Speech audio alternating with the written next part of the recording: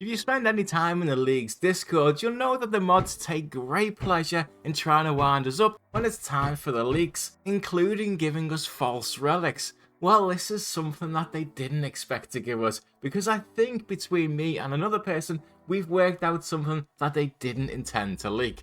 And I'm going to stick my neck on the block here because it hasn't been confirmed, but I am very confident that Golden God and Arcane Grimoire are in the same tier and that tier is tier 5 or later. Now this all started out with a post from Panda who noticed a pattern. If you look at the relics for all of the tier 1 sigils, if you ignore the picture, you'll see that the stone tablet in the background or the pentagon is exactly the same design for all of them with one crack down it. But if we look at Arcane Grimoire and the Golden God, the design is completely different, but again identical to each other, and that seems like a very intentional design. So I decided to check last year's, and all of tier 1 and tier 2 had one crack in them, all of tier 4 and tier 5 had 2 cracks in them, tier 6 and 7 had 4 cracks in them, and tier 8 had 5 cracks. And you may be wondering, well, what about tier 3? Well, Banker's Note had 4 cracks in it and Firesale had 1, implying that these two were originally going to be in another tier and they ended up moving them, and that would make a lot of sense to many of us because they are the two that a lot of us thought were incredibly OP last year, so they may have struggled to place them and decided to put them together in their own tier. Now hopefully you're on board with me on this one, otherwise I sound like some flat earther. I mean, thinking about it, is Gillinor flat?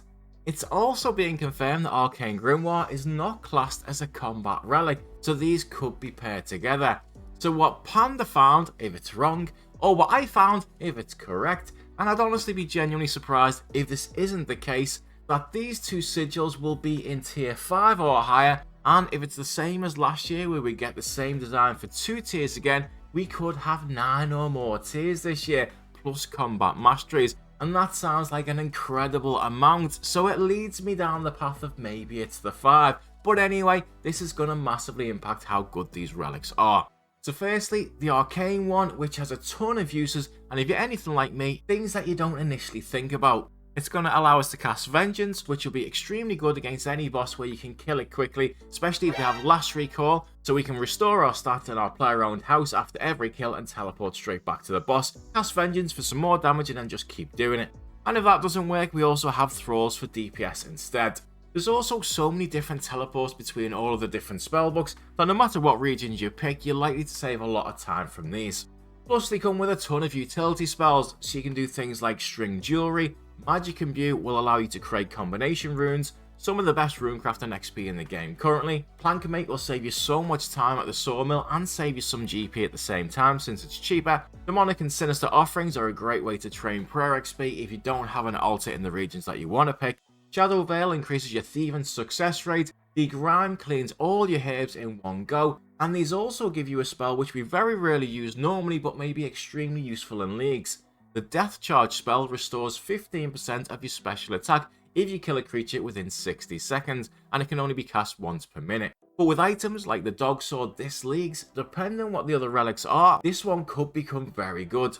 Along with the utility spells, we get access to all of the different combat spells, and these will give us the fastest way to train magic since we have Ancients. Plus, if we get to choose our own Slayer tasks again, that could literally cut down the time to get 99 Slayer by about 70 or 80%.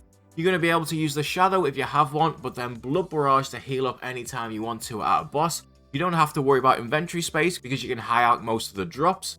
And whilst your Thralls is slapping the boss, it's also worth noting that the last Deadman had a sigil that increased Thrall's max hit by 5 times the usual amount, which was absolutely amazing, and you never know, this could show up in the combat masteries. The main reason to pick this relic though, of course, is all of the prayers being unlocked. Piety, Augury and Rigor are all huge DPS increases on standard prayers, and in most cases are comparable in DPS to a weapon upgrade. But would you pick the relic if it didn't include the prayer scrolls? The reason I say that is because mage builds, range builds and melee builds don't really need all of the different prayers, and I think this relic may be making that the meta. Of course, it's a little bit too early to say that, but it seems the way to get around needing to choose this one. Now, even doing that, you're going to have some bosses in your region that you simply can't kill with a specific combat style anyway, but but if lower DPS on 1 or 2 bosses and a few Slayer creatures this league is your biggest worry, well, you've probably made some very good choices.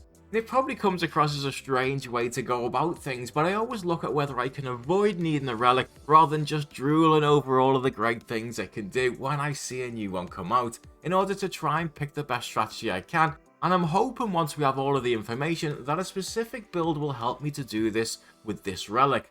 However, if it's paired with Golden God, as I suspect, and either that's tier 9 or it's tier 5, but we get a lot less tiers, so we need a lot more points than usual, well, Golden God loses so much of its appeal if you already base 70 or 80 stats. Because if we have high stats and we've completed most of our tasks already, in previous leagues, almost all of the hardest ones in each region are pretty much all combat based, so Grimoire would have far more use at that point than Golden God. And if you follow my channel, you'll know I said on Wednesday you can live without Golden God. On Thursday I said I was completely wrong. And now, yeah. And this is what I love about leagues. I mean, not being made to look stupid, but that we're weighing everything up, and if one thing changes right now, it can completely change our strategy. And if Golden God and Arcane Grimoire are on tier 5, which doesn't need a lot of points to unlock, all of a sudden we can get to that on probably day 1 before we've leveled up that many stats by simply rushing points, and Golden God is back on the menu and looking absolutely amazing again.